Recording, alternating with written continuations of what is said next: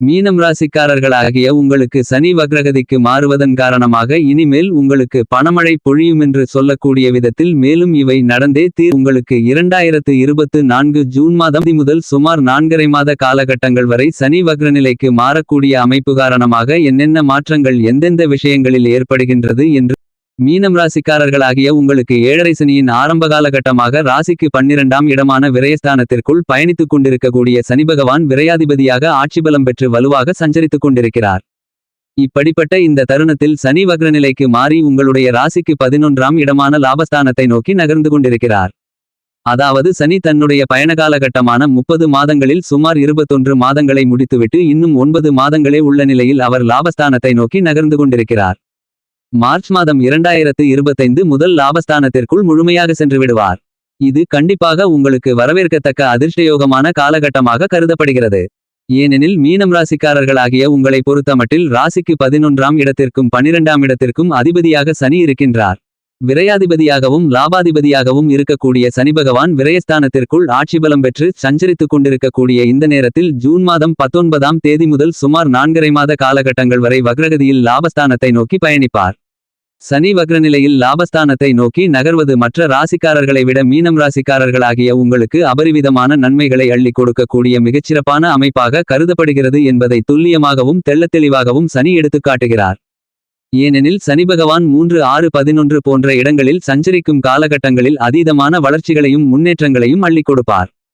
அப்படிப்பட்ட 11ஆம் இடத்தை நோக்கி வக்ரநிலையில் நகர்வது கண்டிப்பாக விரயஸ்தானத்தில் சனி ஆட்சிபலம் பெற்று இருந்தாலும் நல்ல மாற்றங்களையும் முன்னேற்றங்களையும் கொடுக்கக்கூடிய மிகச்சிறந்த அமைப்பாக கருதப்படுகிறது.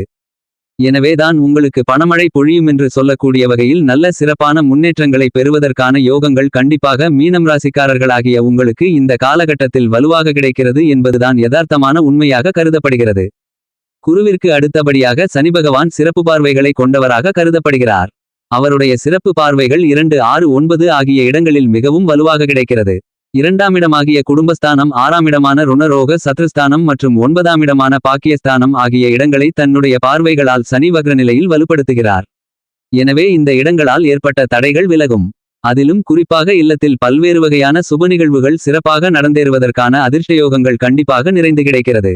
சனி பகவானை பொறுத்தமட்டில் ஜென்மசனி, அஷ்டமசனி, அர்த்தாஷ்டமசனி, கண்டசனி மற்றும் விரயசனி காலகட்டங்களில் பல்வேறு வகையான பாதிப்புகளை ஏற்படுத்துவார்.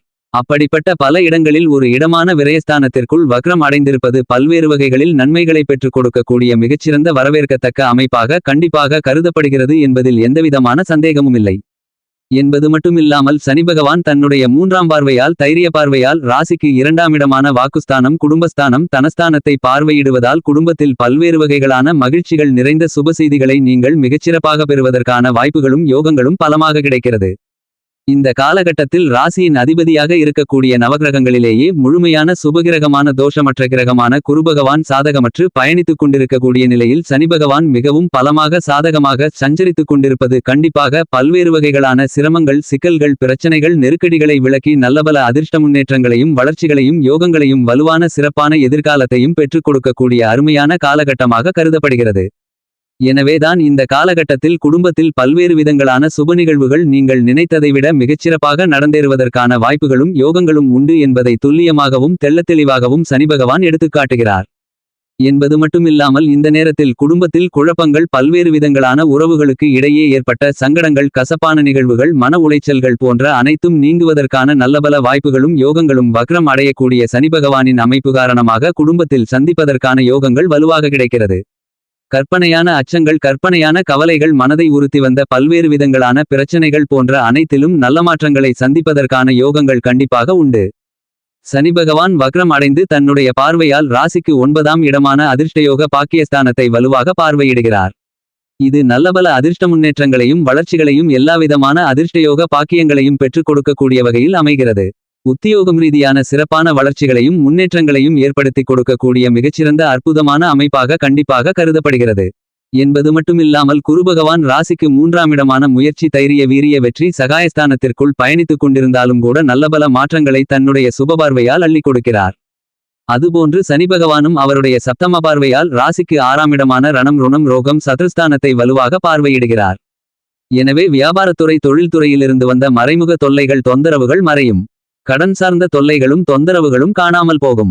கொடுக்கல் வாங்கலில் ஏற்பட்டு வந்த பிரச்சனைகள் நீங்கி சகஜமான ஒரு சூழ்நிலை கிடைப்பதற்கான வாய்ப்புகளும் யோகங்களும் இந்த காலகட்டத்தில் வலுவாக இனிதாக நிறைந்து கிடைக்கிறது. இந்த காலகட்டத்தில் நீங்கள் எந்தவிதமான காரியங்களை மேற்கொண்டாலும் அவற்றில் சிறப்பான முன்னேற்றங்களும் காரிய வெற்றிகளும் மிக வலுவாக கிடைப்பதற்கான சூழ்நிலைகள் நிறைந்த காலகட்டமாக கண்டிப்பாக இந்த சனிவக்ர காலகட்டம் கருதப்படுகிறது. எனவே நிதி நிறுவனங்களின் ஒத்துழைப்புகள் கனகச்சிதமாக அமையும். நீங்கள் எதிர்பார்த்து கொண்டிருக்கக்கூடிய மத்திய மாநில அரசாங்க சலுகைகளும் இந்த காலகட்டத்தில் திருப்திகரமாக அமைவதற்கான யோகங்கள் உண்டு. பங்குதாரர்கள் வாடிக்கையாளர்கள் என அனைவருடைய ஒத்துழைப்பும் மிகச்சிறப்பாக கிடைக்கக்கூடிய வாய்ப்புகளும் யோகங்களும் பலமாக இருப்பதால் உங்களுடைய தொழில் மற்றும் வியாபாரத்தில் லாபங்கள் உயரக்கூடிய காலகட்டமாகவும் கருதப்படுகிறது. நிதி சார்ந்த கஷ்டங்கள் விலகக்கூடிய ஒரு காலகட்டமாகவும் கண்டிப்பாக இந்த சனிவக்ர காலகட்டம் அமைந்துள்ளது. கலைத்துறையின் அதிபதியாக இருக்கக்கூடிய சுகாதிபதியான சுக்கிரன் ராசியின் அதிபதியான குருவிற்கு பகை கிரகமாக இருந்தாலும் சனி பகவானுக்கு நட்பு கிரகமாக இருக்கிறார். ஆனால் அதே நேரத்தில் ராசியின் ராஜயோகாதிபதியாகவும் இருக்கிறார். அவர் பெரும்பாலும் சாதகமாக சஞ்சரித்துக் கொண்டிருக்கிறார். எனவே இந்த தருணத்தில் கலைத்துறை ரீதியான காரியங்களில் மிகச்சிறப்பான வளர்ச்சிகளும் முன்னேற்றங்களும் நிறைந்து கிடைக்கக்கூடிய வாய்ப்புகளும் யோகங்களும் பலமாக கண்டிப்பாக கிடைக்கிறது.